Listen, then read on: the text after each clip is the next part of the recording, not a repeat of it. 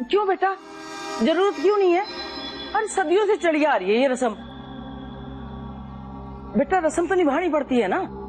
इस घर में पहले भी कई काम बिना रस्म निभाए हुए हैं।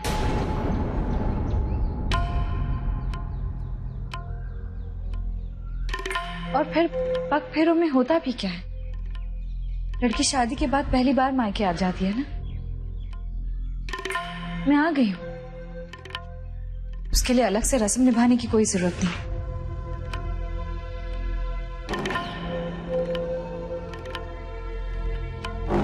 चल ठीक है, एक रस्म तेरी मर्जी से हो गई ना,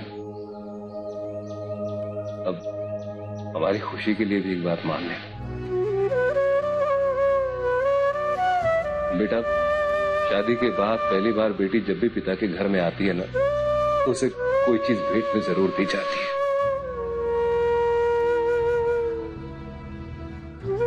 अब ये अधिकार तो देगी ना हमें। अंकल ऐसे पूछने की क्या जरूरत है? आपकी बेटी है, आपका हक बनता है।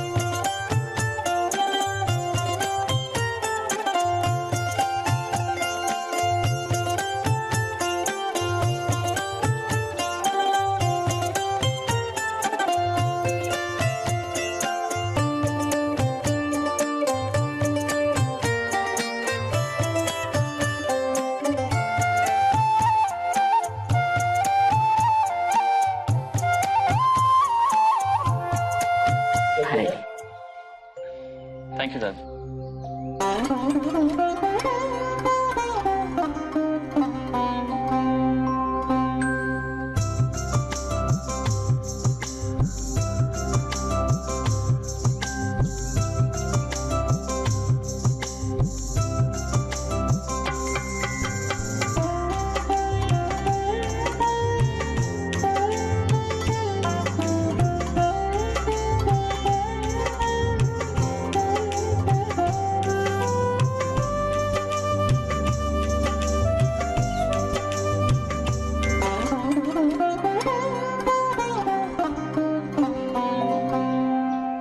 बेटा ये थारे लिए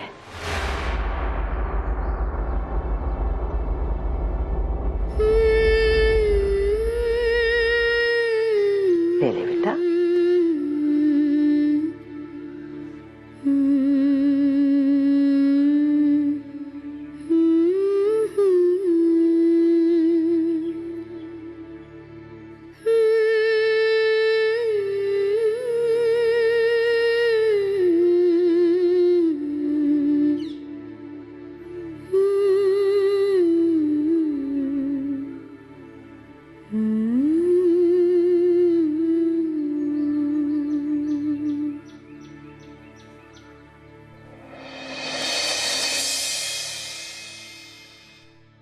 पंकज जी चले?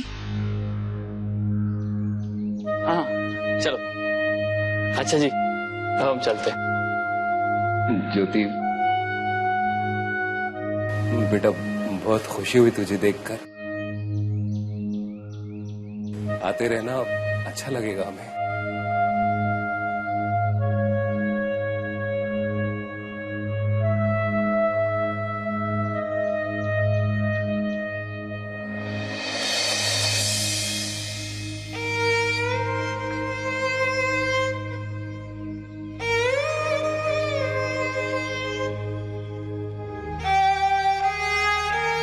अपना ख्याल रखना।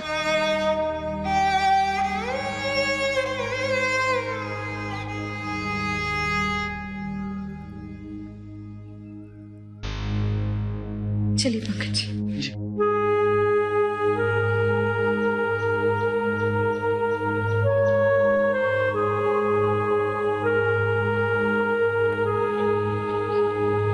अच्छा जी, नमस्ते। अच्छा बेटा,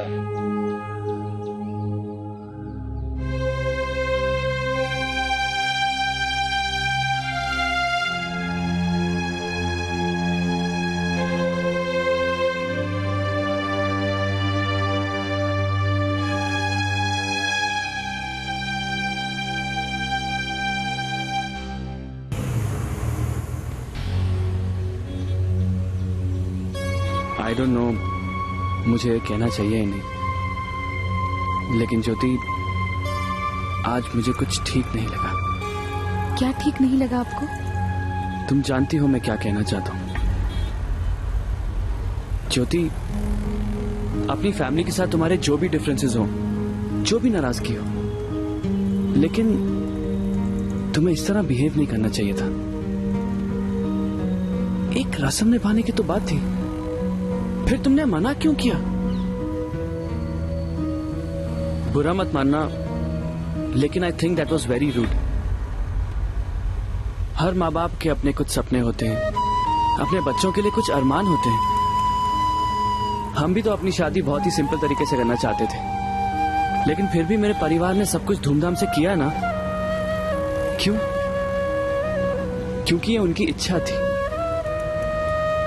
अगर तुम्हारा परिवार भी अपनी खुशी के लिए या अपनी दिल की तसल्ली के लिए कुछ करना चाहता है तो इसमें बुराई क्या है? Just think about it. मैंने भी बहुत सोचा पंकज जी। पग फेरे की रस्म करने का मन तो मेरा भी था, लेकिन हाँ नहीं कह सकती मैं। आज भले ही मैं एक रईस खानदान की बहू हूँ, लेकिन एक मिडिल क्लास फैमिली की बेटी बनकर ही सोचना पड़ता है मुझे। मैं कैसे भूल जाऊं कि एक छोटा सा गिफ्ट खरीदना पड़े तो पूरे महीने का बजट बिगड़ जाता है। आज हम पग फेरे की रस्म भी करें तो बेटी और दामाद को कुछ ना कुछ देकर ही विदा करेंगे ना। वो सब कहाँ से लाएंगे उसके लिए पैसे? शायद फिर उसके बाद सुधा कोई जरूरी किताब ना खरीद पाए, संदीप को छुट्टी के दिन भी नौकरी पर जाना पड़े, या फिर माँ अगले 2 महीनों तक बिना घी की रोटी परोसती रहे। और पापा तो यही यकीन दिलाते फिरेंगे ना कि अब मुझे रेगुलर चेकअप की जरूरत नहीं, दवाइयों की जरूरत नहीं। ये सब देख चुकी हूँ मैं पंकज जी, इन हालातों से गुजर चुकी हूँ मैं। फिर रस्मों के नाम पर ये बोझ मैं उन्हें कैसे दे सकती हूँ?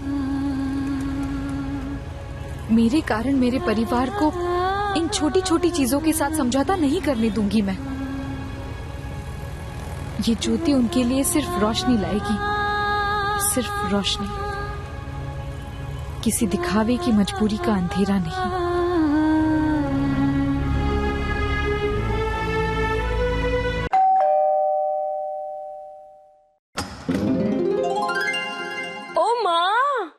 नौतन बौदी और दादा आ गए।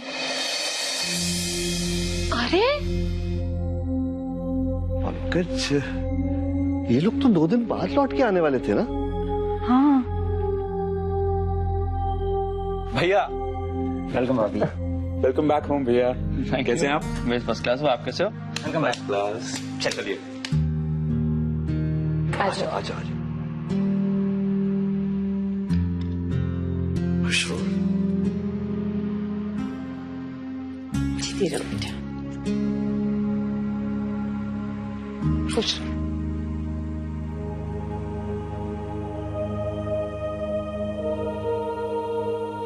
पंकज, क्या बात है बेटा, तुम लोग जल्दी हनीमून से क्यों लौट आए? सब ठीक तो है ना? सब कुछ ठीक है छोटी माँ, आप चिंता मत करो। एक्चुअली ज्योति सुधा को लेके थोड़ी सी डिस्टर्ब हो गई थी, अपनी फैमिली को मिस कर रही थी, इसलिए मैंने ही इंसिस्ट किया कि हम वापस चलते हैं। हम अभी ज्योति के घर से ही वापस आ रहे हैं।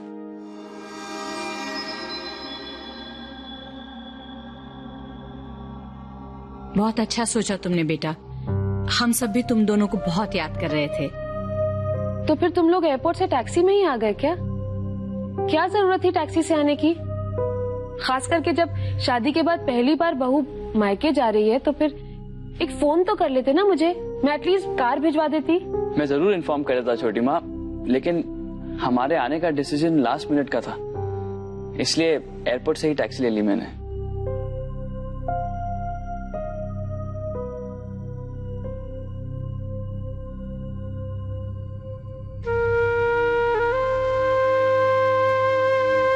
उदय, तुमने सुधा के लिए जो कुछ भी किया उसके लिए जिंदगी भर मैं तुम्हारी कर्जदार रहूंगी।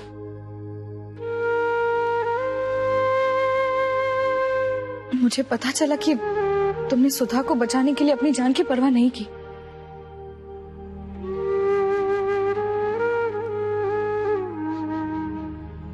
Thank you very much. भाभी थैंक यू कह के अब आप मुझे शर्मिंदा कर रही हैं। अब आपसे जुड़ा हर रिश्ता हमारा रिश्ता है, और परिवार इसीलिए तो होते हैं। मैंने जो किया वो मेरा फर्ज था। तुमने अपनी जान जोखिम में डालकर सुधा की रक्षा की, ये बात मैं कभी भूल नहीं सकती। Hello, I am good. तू कैसी है? मैं बिल्कुल ठीक हूँ, बस यूं ही फोन किया।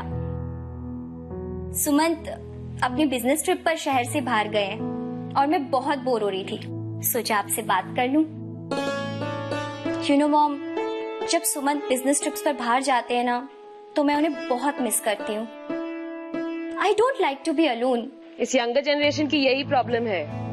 तुम लोग तो सोचते हो कि बस शादी एक लंबा सा हनीमून ही है। तो इसमें हर्ज क्या है मॉम? लाइफ ऐश करने के लिए तो होती है। हाँ, लेकिन हमारे यहाँ तो कुछ उल्टा ही हो रहा है। पंकज और ज्योति अपने हनीमून को 2 दिन शॉर्ट करके वापस लौटा है। लेकिन क्यों? पता नहीं, शायद ज्योति अपनी फैमिली को मिस कर रही थी और फिर उसने सुधा के बारे में सुना तो उसे चिंता हो गई होगी ना। मॉम, हनीमून जिंदगी में सिर्फ एक बार आता है और वो फोन करके भी सबका हालचाल जान सकती थी और बाद में सबसे जाके मिल लेती। मैं भी यही सोच रही थी, कहीं पंकज अपने हनीमून से जल्दी लौटने की वजह से उदास ना हो। मॉम, एक बात है जो मैंने अभी तक किसी से नहीं कही,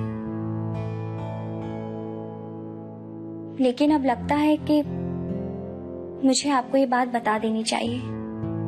कैसी बात? मुझे लगता है कि पंकज भैया और ज्योति भाभी के बीच अभी तक पति पत्नी का रिश्ता नहीं बन पाया है। ये तू कैसे कह सकती है? मॉम, क्योंकि सुहागरात की अगली सुबह जब मैं उनके रूम में नाश्ते के लिए बुलाने गई थी तो मैंने उनके सुहागरात की सेज देखी थी। वो बिल्कुल वैसी की वैसी थी जैसे मैंने उसे पिछली रात सजाया था। यहाँ तक कि फूल भी बिल्कुल वैसे थे जैसे दोनों अलग अलग सोए हों। क्या कह रही है तू बेटा? ये सच है मॉम। मैं तो ईश्वर से यही प्रार्थना कर रही थी कि पंकज भैया और ज्योति भाभी के बीच सब ठीक रहे। इसी बात का डर मुझे भी था, कहीं ज्योति ये शादी किसी और मकसद से। बस मैं नहीं चाहती हूँ कि पंकज किसी भी वजह से दुखी हो। एक्चुअली मॉम, इनफैक्ट लौटने से पहले मैंने इस बारे में ज्योति भाभी से बात की थी। आई होप उन्होंने इस बात को सीरियसली लिया और उन दोनों के बीच का ये रिश्ता जल्दी बन जाए। I hope so too. अच्छा मम्मा, अब आप इस बारे में ज्यादा मत सोचिएगा, सब ठीक हो जाएगा। अब मैं फोन रखती हूँ। You take care mom. हाँ ठीक है बेटा, बाय स्वीटर।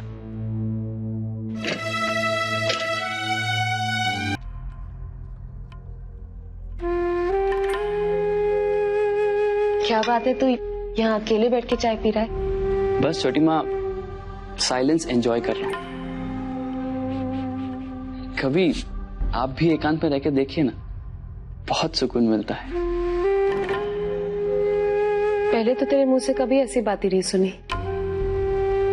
सब ठीक है ना पंकज? मेरा मतलब है तेरे और ज्योति के बीच में देख, अगर कोई बात है तो तू मुझसे एक दोस्त की तरह शेयर कर सकता है। आप क्या कहना चाहती है छोटी माँ? मैं कुछ समझा नहीं। मेरे और ज्योति में क्या प्रॉब्लम हो सकती है? कुछ नहीं, बस ऐसे ही तुम लोग हनीमून से जल्दी लौट आए ना, तो मैं। आप बेवजह फिक्र कर रही हैं। मैंने आपसे कहा ना, ज्योति सुधा को लेकर थोड़ी परेशान थी, इसलिए वापस आ गए, और कोई बात नहीं है।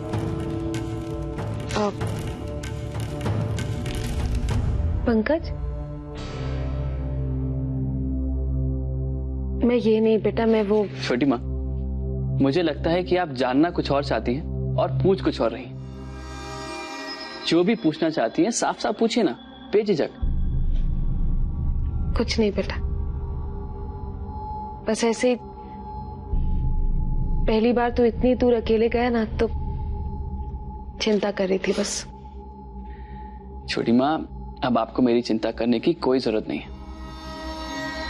आपका बोझ हल्का करने के लिए और मेरी देखभाल करने के लिए मेरे पास ज्योति जो है।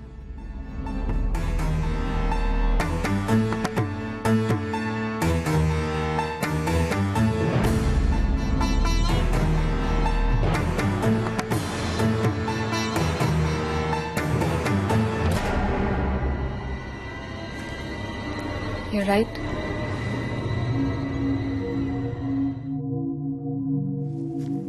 पता नहीं, कभी कभी बेवजह ही बहुत ज्यादा फिक्र करती हूँ। अच्छा चल, तू चाय पी, मुझे जरा ऑफिस के काम निपटाने हैं। हाँ जी, हैव अ गुड डे।